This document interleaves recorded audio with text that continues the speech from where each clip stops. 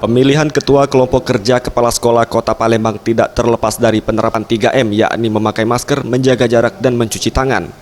Pihak panitia penyelenggara menerapkan protokol kesehatan di masa pandemi COVID-19. Doso Susilo, Ketua Panitia Pelaksana, mengatakan untuk peserta yang hadir diwajibkan memakai masker, dilakukan pemeriksaan suhu tubuh serta menjaga jarak minimal 1 meter. Hal ini sejalan dengan himbauan penerapan protokol kesehatan yang berlaku. Peserta yang berhalangan hadir dapat mengikuti pemilihan secara online. Dengan COVID, kita masih tetap berupaya dengan kondisi kegiatan seperti ini, dengan kondisi yang sekarang ini, kita tetap dengan protokol COVID, dan jangan sampai kita sukses ini sementara pas giliran pulang kita malah terjangkit gitu kan. Nah, itu jangan sampai.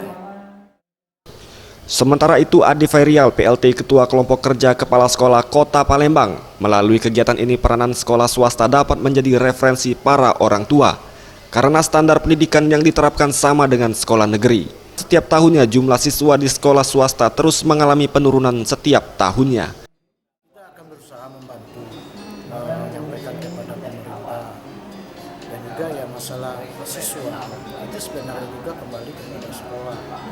Bagaimana profil sekolah kita, bagaimana kita mengurus sekolah kita, ya memang sangat diharapkan. Kalau kebijakan pemerintah itu hanya berpengaruh, terutama kalau sekolah kita tidak siap untuk mendidik, mengurusi sekolah itu, tidak siap untuk mengurusi sekolah benar-benar, orang yang mencari siswa.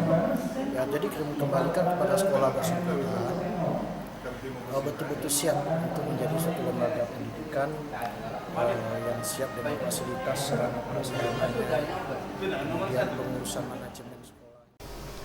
Untuk pencegahan COVID-19, ingat pesan ibu dengan selalu menerapkan 3M, memakai masker, mencuci tangan, dan menjaga jarak. Dengan penerapan perilaku 3M, Indonesia segera terbebas virus corona, menuju Sumsel bangkit, Sumsel adaptasi kebiasaan baru, Indonesia maju. Tim Liputan Sriwijaya TV.